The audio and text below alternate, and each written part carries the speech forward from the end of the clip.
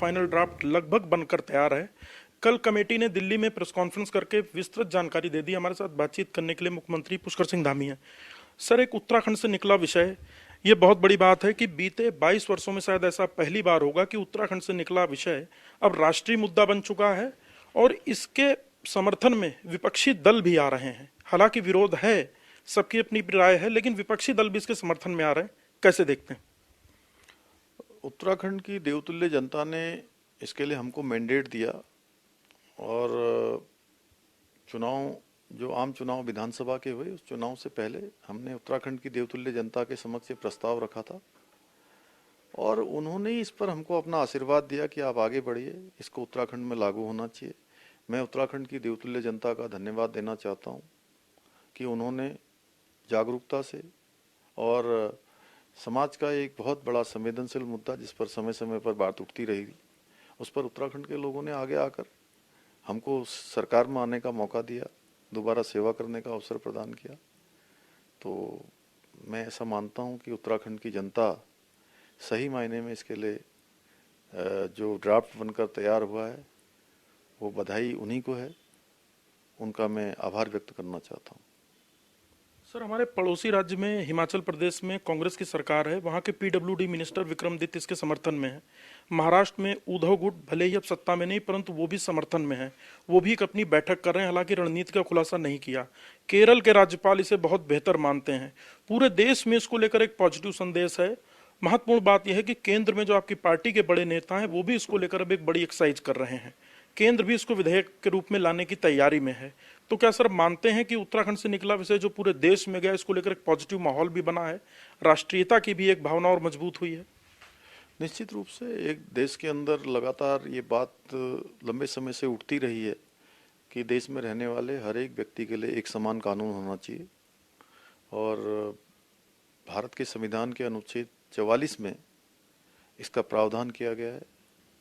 उस समय बाबा साहब भीमराव अंबेडकर जी, उनके द्वारा जो संविधान बनाया गया उसमें भी इसका उल्लेख है। इसलिए जो भारत की विधि व्यवस्था है, भारत के संविधान पर जिनकी आस्था है, जिनका विश्वास है, सारे लोग स्वागत करेंगे और ये हम किसी के विरोध में नहीं लाए हैं। ये तो हम सबके संतुष्टिकरण के लिए लाए हैं, सबके उत्थान के लिए लाए हैं, सबके सशक्तिकरण के लिए लाए हैं। सर, चुनाव से पहले बहुत शांतिपूर्ण तरीके से, जैसा कि आपका हंसमुख व्यवहार भी है, बहुत शांतिपूर्ण तरीके से आपने इसका ऐलान किया। कमेटी बनी और कमेटी की ड्राफ्ट जो है वो लगभग बनकर तैयार है। माना जा रहा था कि 30 जून को ड्राफ्ट आ सकता है, हालांकि कुछ विलंब है। तो क्या माना जाए सर, जुलाई अंत में या अगस्त में सरकार विधानसभा सत्र बुला रही है?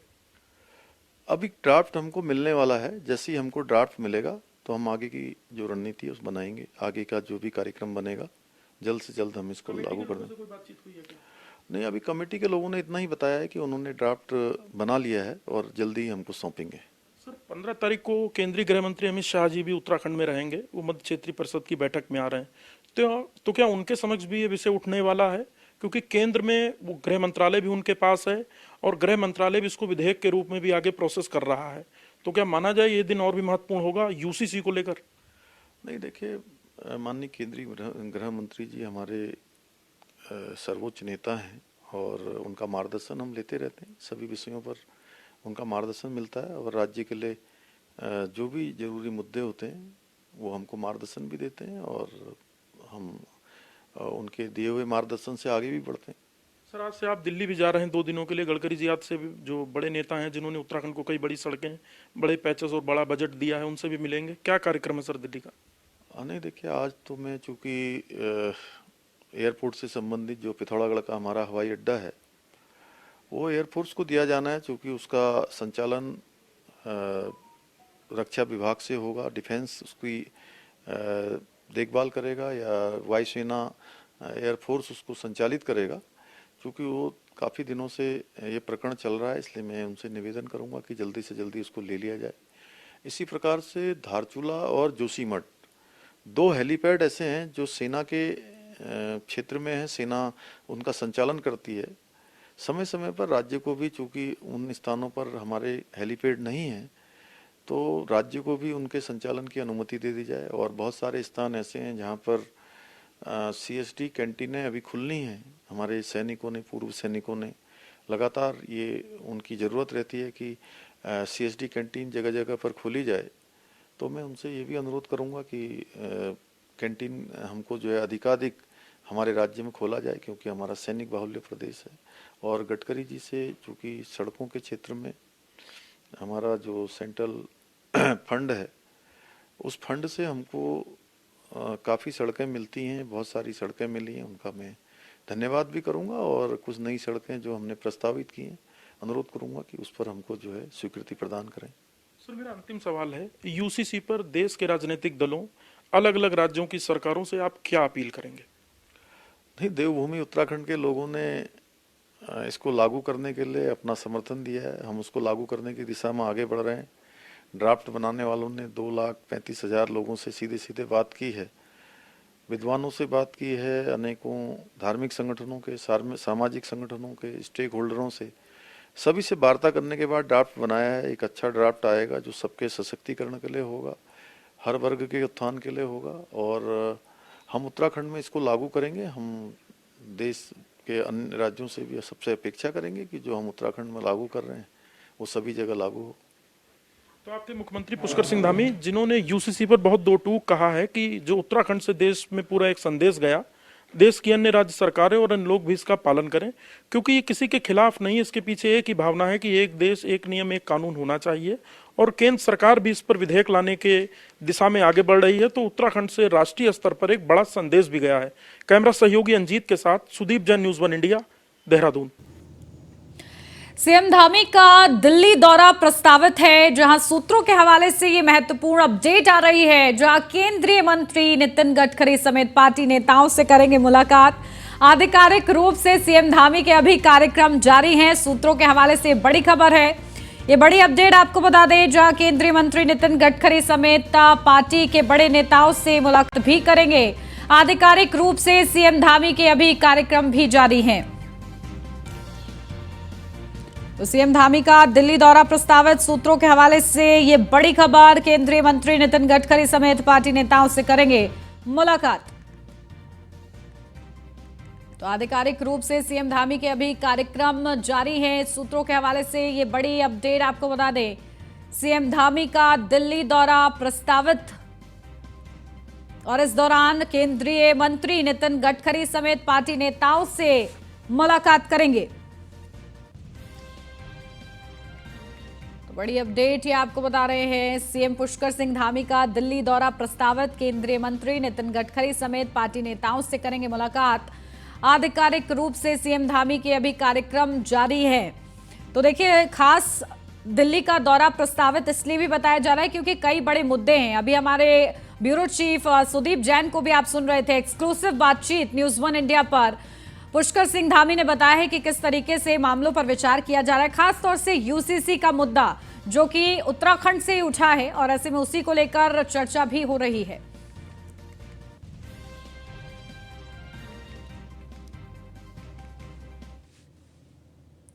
देहरादून में मुख्यमंत्री पुष्कर सिंह धामी ने राजीव गांधी अंतर्राष्ट्रीय क्रिकेट स्टेडियम का भ्रमण किया। सीएम धामी ने इस अवसर पर उत्तराखंड क्रिकेट एसोसिएशन की ओर से आयोजित हो रहे प्रथम उत्तराखंड प्रीमियर लीग के क्रिकेट मैच का भी अवलोकन किया। वहीं खिलाड़ियों का उत्साहवर्धन किया और मैच देखने आए सभी लोगों का भी अभिवादन किया। उन्होंने कहा कि उत्तराखंड प्रीमियर लीग जैसे प्रतियोगिताओं से हमारे प्रदेश के खिलाड़ियों को अपनी प्रतिभा दिखाने के नए अवसर प्राप्त होंगे, जिससे वे राष्ट्रीय और अंतर्राष्ट्रीय स्तर पर हमारे देश और प्रदेश का नाम रोशन करेंगे। वहीं सीएम धामी ने कहा है कि प्रधानमंत्री नरेंद्र मोदी के नेतृत्व में शुरू की गई खेलो इंडिया योजना के माध्यम से हमारे प्रदेश सर्वश्रेष्ठ प्रदेश बनने में कारगर होगा।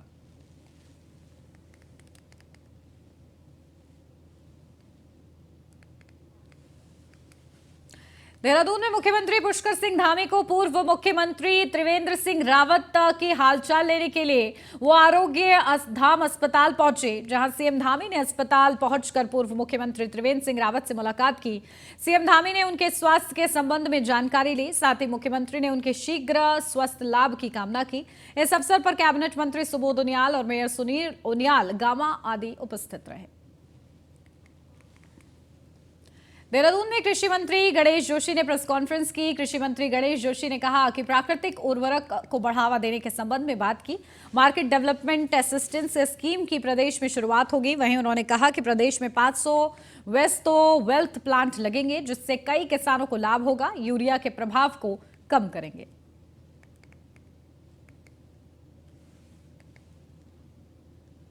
पौड़ी में नीलकंठ महादेव में आगामी 4 जुलाई से शुरू होने वाली कावड़ यात्रा को लेकर जिला पंचायत ने अपनी कमर कस ली है। कावड़ यात्रा के जोनल मजिस्ट्रेट सुदर्शन रावत ने बताया है कि हर साल की तरह इस साल भी कावड़ यात्रा को भव्य बनाने के लिए जिला पंचायत में अपनी तैयारियां पूरी कर ली हैं।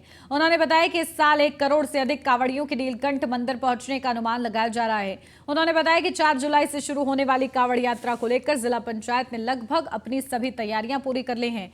उन्होंने कहा है कि कावड़ यात्रा के मद्देनजर 50 सफाई कर्मचारियों की तैनाती नीलकंठ और उसके आसपास के क्षेत्र में की गई है।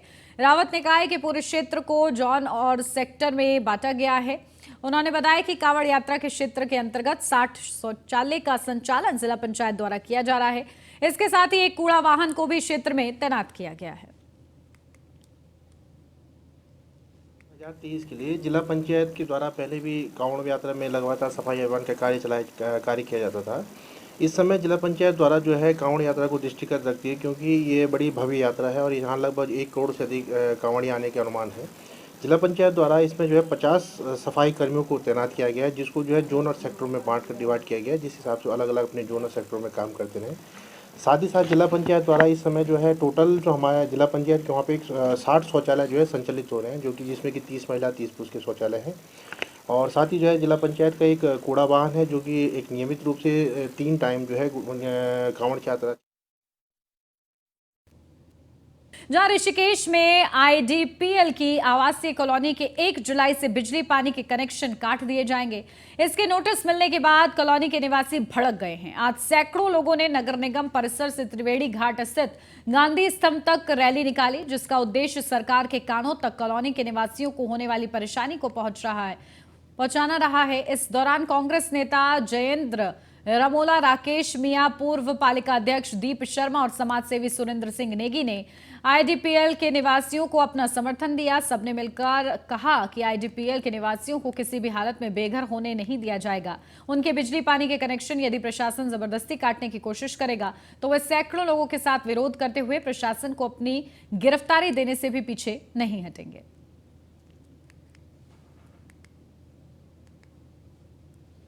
लक्सर में लेखपालों द्वारा प्रशासन से मिले सीसीटीवी युक्त कार्यालय के बजाय किराए पर कमरे लेकर कामकाज निपटाए जा रहे हैं, जिस कारण लेखपालों की कार्यशैली पर बड़ा सवाल खड़ा हो रहा है, जिसके खिलाफ अधिवक्ता संगठनों का भी पारा चढ़ चुका है। तहसील परिसर में प्रशासन ने आवंटित संयुक्त कार्यालयों में लगे सीसीटीवी कैमरों की रडार से बचकर किराए पर लिए गए कमरों में भ्रष्टाचार की गुंजाइश बरकरार रखी जा रही है। बता दें कि सीएम द्वारा खुद आरोपी लेखपाल के खिलाफ मुकदमों के आदेश तक जारी हो चुके हैं। एडवोकेट एसोसिएशन के अध्यक्ष विकास पवार के मुताबिक लेखपालों द्वारा पूर्व में ही क्षेत्रवासियों से रिश्वत बटोरकर भ्रष्टाचार को अंजाम दिया जा चुका है। एक इनका बहुत ही गलत काम है और पटवारियों ने इन्होंने क्या कर रखा है कि इन्होंने तहसील में नहीं बैठते ही हैं, इन्होंने कमरे ले रखे हैं सबने और वहीं बैठते हैं और वहीं ये क्या करते हैं, ये डीलिंग करते हैं। क्योंकि यहाँ ऊपर कमरे में, यहाँ जहाँ पर लेखपाल कक्ष है वहां पर कैमरे लगे हुए हैं, उन्हें पता है सीसी कैमरे लगे हुए हैं।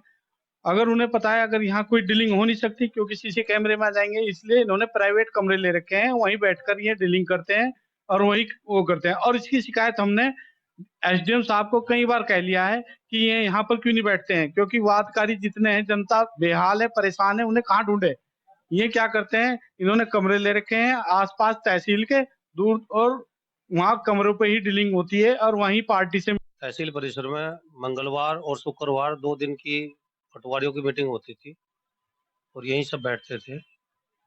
वैसे तो रूटीन में प्रतिदिन इन्हें यहीं बैठना चाहिए था, लेकिन ये सत्य है कि लेखपालों ने 2-2, 4-4 इकट्ठा होकर के नए अलग अलग तरीके से क्षेत्र में आसपास कमरे ले रखे हैं। उसका कारण हाँ ये भी है कि कैमरे से बचने के लिए इन्होंने इस तरह की व्यवस्था की कि वहां से कैमरे के सामने रिश्वत लेते हुए दिखाई देंगे तो फिर कार्रवाई होगी सरकार के द्वारा, वरना जब इधर उधर रहेंगे तो वहाँ डीलिंग इनकी ठीक ठाक तरीके से हो जाती है, तो उसमें इन्हें कोई। लक्सर तहसील परिसर में मनमाने तरीके से लगातार जारी रजिस्ट्रार कानूनगो की हड़ताल से द सिविल बार एसोसिएशन अधिवक्ता संगठन का पारा चढ़ चुका है। द सिविल बार एसोसिएशन के अध्यक्ष आनंद उपाध्याय ने रजिस्ट्रार कानूनगो की हड़ताल के खिलाफ ऐलान करते हुए सरकार से शीघ्र कार्रवाई की मांग की है। उन्होंने कहा है कि जबरन की जा रही हड़ताल के कारण खतौनी और दाखिल खारिज जैसे कामकाज तक ठप पड़े हुए हैं। वहीं संगठन ने इस हड़ताल के खिलाफ सरकार से जल्द कार्रवाई की मांग उठाई है। चार कानूनों की हड़ताल चल रही है, वह संवैधानिक है। उन्हें मनमाने तरीके से हड़ताल चला रखे हैं। इस संबंध में क्योंकि एचएम साहब अभी छुट्टी पे हैं, 1-2 दिन में आने वाले, उनसे बात करेंगे। अगर वो नहीं मानते हैं तो मैंने जो कानूनगो रजिस्ट्रार है उन्हें बाहर बैठाएंगे और उसके बाद माननीय मुख्यमंत्री से बात करेंगे कि हड़ताल पर इनके खिलाफ कार्रवाई और मुकदमा करेंगे। रोजमर्रा वालों के कार्य जो बाधित हो रहे हैं, दाखिल खाई नहीं हो रही है, ना किसी की खतौनी में एंट्री हो रही है। और जो किसान, मैं बताना चाहूंगा उसमें रजिस्ट्रार कानूनगो हमारे यहाँ से काफी दिनों से हड़ताल पे चल रहे हैं और जिससे यहाँ के क्षेत्र के किसानों का जो काम है वो बड़ा बाधित हो रहा है। नए दाखिल नहीं हो पा रहे हैं, विरासत नहीं चढ़ पा रही हैं और क्षेत्र को इससे बहुत हानि हो रही है। किसानों को इसका खामियाजा भुगतना पड़ रहा है। और विगत 16 जून 2023 को एक शासनादेश जारी हुआ है शासन से, उसमें भी ये है कि 6 महीने तक कोई हड़ताल नहीं कर सकेगा, लेकिन उसके बावजूद भी तानाशाही। देहरादून में 4 जुलाई से कांवड़ यात्रा की शुरुआत होने जा रही है। इस बार की कांवड़ यात्रा बेहद संवेदनशील मानी जा रही है। इसकी बड़ी वजह दूसरे राज्यों में इंटेलिजेंस से मिले इनपुट को माना जा रहा है। इस बार यात्रा में 3 करोड़ से अधिक कांवड़ियों के आने की उम्मीद है। लिहाजा कई राउंड की बैठक होने के बाद आज से ब्रीफिंग का सिलसिला शुरू हो रहा है। कांवड़ यात्रा को लेकर आईजी गढ़वाल करण सिंह नागन्याल से न्यूज 1 इंडिया के ब्यूरो चीफ सुदीप जैन ने खास बातचीत की है। क्या कुछ कहा इस दौरान उन्होंने, महत्वपूर्ण, आपको सुनवाते हैं। उत्तराखंड में 4 धाम यात्रा के बीच 4 तारीख से कांवड़ यात्रा की भी शुरुआत होने जा रही है। हमारे साथ इस वक्त आईजी गढ़वाल साहब हैं। आज से जिलों की ब्रीफिंग समीक्षा बैठक भी शुरू होगी। कांवड़ को लेकर बातचीत करते हैं। सर, इस बार कांवड़ को लेकर क्या तैयारी है? बीते वर्ष 3 करोड़ से अधिक कांवड़ के जो यात्री श्रद्धालु थे अलग अलग राज्यों से उत्तराखंड आए थे। इस बार हम लोगों ने कांवड़ की बैठक काफ़ी पहले शुरू कर दी थी। इसमें गैर राज्यों के साथ भी बैठक हो चुकी, पुलिस अधिकारियों की, और माननीय सीएम साहब के द्वारा भी बैठक लिया जा चुका है और मेरे और आयुक्त के द्वारा भी अधिकारियों के साथ बैठक की जा चुकी है। इस तरह से सारे स्तर में जितनी मीटिंग है, सारी चीज़ें कोऑर्डिनेशन सबको इस तरह से किया गया कि ताकि जो कांवड़ यात्रा है सहज, सुगम और सुरक्षित हो। केवल कांवड़ियों के लिए नहीं बल्कि स्थानीय जनता को भी एक सुरक्षित माहौल मिले, ये प्रयास जो है पुलिस प्रशासन और सरकार का है। ये जहाँ तक है कांवड़ की बात, तो 4 तारीख से आरंभ है कांवड़, लेकिन 3 को क्योंकि पूर्णिमा है तो स्नान 3 से ही आरंभ हो गया। और जहाँ तक कांवड़ियों का प्रश्न है वो आज से ही पहुँचना शुरू हो गए हैं हरिद्वार में और जल भर के वापस जा रहे हैं। ये जो है दूरस्थ क्षेत्र जैसे राजस्थान वगैरह के कांवड़िए सबसे पहले आते हैं फिर वापस चले जाते हैं। तो ये हमारे 17 तारीख तक का अभी कांवड़ का सीज़न है। शिवरात्रि उस दिन जल चढ़ाने के बाद शिवरात्रि में फिर उसके बाद सारे कांवड़िए वापस चले जाएंगे। लेकिन क्योंकि इस बार 4 सोमवार पड़ रहे हैं तो ये मंदिरों में जल चढ़ाने का माहौल जो है पूरे 2 महीने बना रहेगा। सर, 4 धाम यात्रा अभी पीक पर है। 4 धाम यात्रा में भी 3 माह से अधिक का समय है और 32 लाख से अधिक श्रद्धालु यात्रा कर चुके हैं। 4 धाम यात्रा के बीच ही कांवड़ यात्रा भी आ रही है, तो कितना बड़ा है चैलेंजिंग टास्क है? कितना पुलिस का आप लोगों ने नफरी का प्रबंधन किया है और कितनी जगह आप लोगों को लगता है कि और पुलिस बल लगाने की आवश्यकता होगी? कांवड़ यात्रा के साथ साथ 4 धाम यात्रा भी प्रचलित है। अभी तक 4 धाम में लगभग 33 लाख से ज़्यादा श्रद्धालु वहाँ आ चुके हैं और कम से कम पर डे आज भी इस बरसात के मौसम में भी 34,000 के आसपास 4 धाम क्षेत्रों में श्रद्धालु उपस्थित है। श्रद्धालुओं और कांवड़ के बीच में थोड़ा सा यातायात को व्यवस्थित करने के लिए हमने डाइवर्जन प्रणाली रखी है। जो दिल्ली से आ रहे हैं उनको डाइवर्ट करेंगे और यमुनोत्री, ये विकास नगर होते हुए यमुनोत्री भेजने का है। और साथ ही जो सीधे यमुनोत्री जाने के बजाय कोई दिल्ली से आ रहे हैं तो उनको गढ़मुक्तेश्वर से डाइवर्जन का किया गया है, जो कोटद्वार होते हुए, पौड़ी होते हुए ऊपर गंगोत्री, यमुनोत्री और 4 धाम को जाएंगे।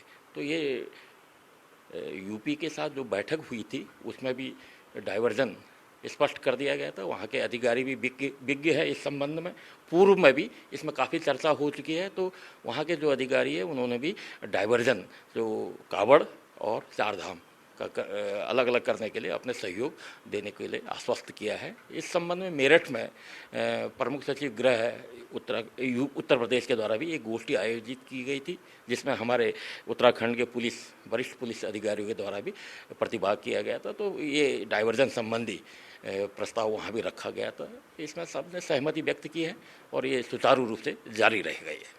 सर, ड्रोन आदि पर पाबंदी लगाई गई है। उत्तर प्रदेश में जो नॉनवेज या मीट की दुकानें अवैध रूप से खुलती हैं उनको बंद कराया जा रहा है, क्योंकि इससे माहौल ख़राब होता है, एक दुर्भावना भी फैलती है। तो उत्तराखंड में इसको लेकर क्या तैयारी है? ये ड्रोन जो है यातायात को व्यवस्थित करने के लिए जहाँ मिश्रित आबादी क्षेत्र है, यहाँ जहाँ जाम लगने की संभावना है, ये सब क्षेत्र चिन्हित है और वहाँ ड्रोन के द्वारा यातायात का पर्यवेक्षण और निरीक्षण किया जाएगा। क्योंकि हमारे सीसीटीवी भी जो है कंट्रोल रूम से अनाउंसमेंट सिस्टम से जुड़ा हुआ है, तो डायरेक्ट वहाँ से भी कंट्रोलिंग सिस्टम है। तो जहाँ पर भी जाम की स्थिति इस तरह से लगेगा कि यहाँ जाम लग रही है, तो वहाँ पर जो भी सेक्टर ऑफिसर है, वहाँ के जो सब इंस्पेक्टर है, थाना प्रभारी है या सीओ है, उन सबको सीधे निर्देशित किया जाएगा और अनाउंसमेंट सिस्टम भी जारी रखा जाएगा। सर, क्या माना जाए इस बार ज़्यादा संख्या हो सकती है कांवड़ियों की, और ये संवेदनशील भी है पश्चिम यूपी और अन्य राज्यों के कारण, क्योंकि इस पर बहुत निगरानी की ज़रूरत है और समय समय पर इसको लेकर अलर्ट आते हैं? बिल्कुल, इस संबंध में हमारे अधिकारियों में पहले से ही ये सूचना है कि इस बार का कावड़ जो है गत वर्षों से और ज़्यादा बढ़ चढ़ के रहेगा और ज़्यादा उत्साह के साथ कावड़ी आएंगे। तो इन उत्साह के साथ व्यवस्थित करना भी हमारे लिए चुनौती है। तो हम लोगों ने ये रणनीति बना रखी है कि किस तरह से हम लोग यातायात को प्रबंधन करेंगे, जो डीजे इत्यादि है उसकी आवाज़ को किस तरह से लिमिटेड करेंगे, और साथ ही गोष्ठियों में ये भी आदान प्रदान हो गया कि किसी भी तरह के नुकीले तीखे जैसे बल्लभ है या बेसबॉल के बैट है या गदा है, इस तरह के जो साथ लेकर चलने को हतोत्साहित किया जाएगा। इसमें हम लोगों के द्वारा पश्चिम यूपी के अधिकारियों से, हरियाणा के अधिकारियों से, दिल्ली के अधिकारियों से, सबसे ये अंतर राज्यीय गोष्ठी में सहमति व्यक्त की गई है और उन्होंने आश्वस्त भी किया है कि हम अपने यहाँ स्थित कावड़ समितियों से इस सब चीज़ को प्रचारित करेंगे कि कम से कम इसको बिल्कुल आप लोग न ले जाए, और उत्तराखंड में ये प्रतिबंधित है। तो आप थे आईजी गढ़वाल करण सिंह नागन्याल, जिन्होंने बहुत स्पष्ट कहा है कि इस बार कांवड़ यात्रा में यात्रियों की संख्या अधिक हो सकती है, और संवेदनशीलता इसलिए भी है क्योंकि पश्चिम यूपी, दिल्ली से भी कांवड़िये बहुत बड़ी संख्या में आते हैं। लिहाजा अतिरिक्त पुलिस बल के साथ ही थर्ड आई यानी सीसीटीवी से पूरे क्षेत्र पर निगाह रखी जाएगी और अतिरिक्त पुलिस बल के साथ ही डाइवर्जन की भी व्यवस्था की गई है। कैमरा सहयोगी अंजीत के साथ सुदीप जैन, न्यूज़ 1 इंडिया, देहरादून। और इसी के साथ इस बुलेटिन में बस इतना ही। खबरों का सिलसिला आगे भी जारी रहेगा। बने रहिए न्यूज़ 1 इंडिया के साथ।